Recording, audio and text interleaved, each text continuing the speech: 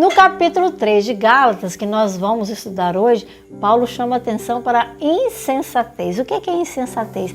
Falta de domínio, falta de visão. Ou alguém que não está percebendo bem a realidade diante dos seus olhos. E por quê? Nesse capítulo, Paulo fala da lei. Jesus morreu. E aí? Ele tira de nós o dever de guardar a lei? Significa que nós não precisamos mais guardar? Ele morreu para que nós fôssemos livres para pecar? É isso? Será que é isso? Vamos entender direitinho? Meu querido, seja bem-vindo. Aqui é lugar de Bíblia, Bíblia pura, aquilo que a palavra do Senhor diz. E nós somos muito agradecidos a Deus por essa palavra que é lâmpada para os nossos pés e luz para os nossos caminhos. E Paulo começa a sua palavra dizendo assim: ó Gálatas insensatos, por que vocês estão fascinados ante cujos olhos foi Cristo exposto como crucificado? Quero apenas saber de vocês uma razão. Vocês receberam o Espírito pela lei ou pela fé na pregação? Se começaram pelo Espírito, é uma grande insensatez que pela atuação da carne estejam se aperfeiçoando vocês. Será que foram em vão todos os seus sofrimentos? Será que foi por obras da lei que opera milagres entre vocês ou foi pela fé que teve provimento? O Evangelho a Abraão há muito tempo foi pregado e as Escrituras previram que os gentios seriam pela fé justificados. Em ti todos os povos abençoados serão, de modo que os da fé são abençoados com o crente Abraão.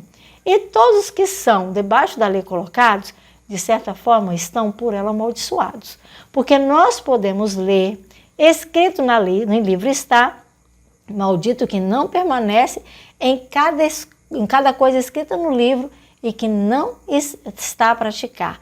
E é evidente que pela fé ninguém justificado é, porque diante de Deus está escrito aos filhos seus: o justo viverá pela fé.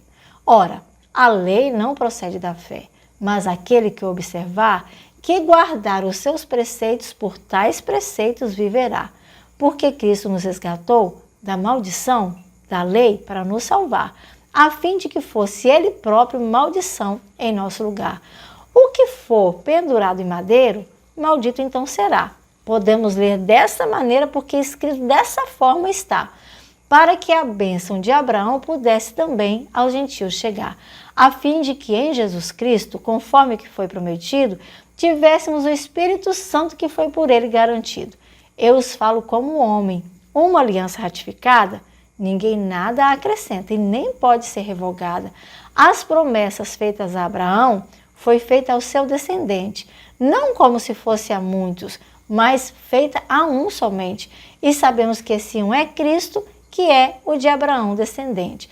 E digo ainda que uma aliança anteriormente por Deus confirmada, a lei que veio 439 anos antes, ela não pode ser abrogada, de forma que a promessa não seja mais considerada.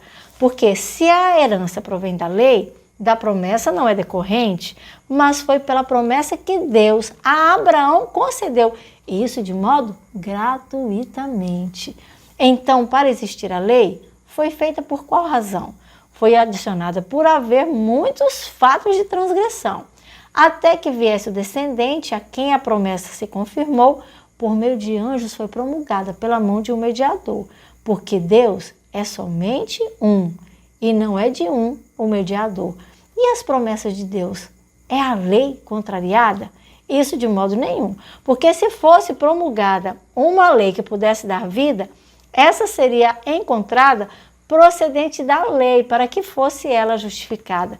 Mas tudo sob o pecado a Escritura encerrou, porque mediante a fé em Cristo fosse a promessa concedida para quem nela acreditou.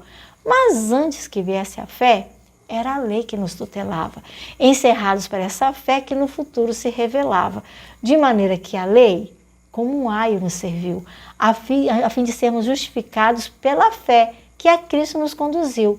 Pois pela fé em Jesus Cristo somos todos filhos de Deus, porque todos, quando fomos batizados, de Cristo foram acobertados. Isso, em verdade, aconteceu. E não pode haver judeu nem grego, nem livre escravo nenhum, nem homem nem mulher, porque em Cristo somos um. E se somos um em Cristo, De Abraão somos descendentes e herdeiros segundo a promessa que está em nossa frente.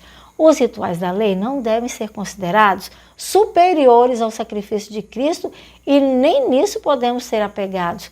É tolice o sacrifício de Cristo de alguma forma desprezar, bem como de insuficiente tal sacrifício considerar, achando que através dele não se poderá salvar. Tanto homens quanto mulheres, embora diferentes na sexualidade, em Cristo eles estão em posição de igualdade. Jesus veio para corrigir esses erros da sociedade. Em Cristo somos libertos de toda forma de escravidão, tanto moral como social, que tem no pecado tal promoção. Hoje somos restaurados para viver em conformidade com os propósitos que Cristo nos deu para a sua palavra da verdade. A lei não tem poder para homem algum salvar, mas infelizmente alguns judeus, no passado, com os atos seus, se puseram a isso como verdade considerar. A lei nos mostra o caminho para a nossa libertação e nos faz ver direitinho qual é a nossa situação. Através da vinda de Cristo, a promessa a Abraão se cumpriu e para sermos filhos de Deus e vivemos como resgatados seus, uma porta a nós se abriu. Não desistamos jamais de a palavra estudar, pois só ela tem o poder de nosso jeito transformar e para, por sua palavra, mais uma vez nos reavivar. Você entendeu o conteúdo dessa manhã, dessa tarde, dessa noite, do Reavivados de hoje? O conteúdo diz que nós somos salvos para salvar, salvos para obedecer, salvos para servir, salvos para amar, salvos para ter o Senhor como nosso Senhor, nosso dono. E nós já falamos aqui no canal, vamos repetir. O Senhor é que manda, o Senhor é que pede e a gente obedece. Então, meu querido, mais uma vez, estude a palavra do Senhor, busque na palavra a saída e a solução para qualquer problema da vida e seja mais uma vez reavivado pela palavra do Senhor.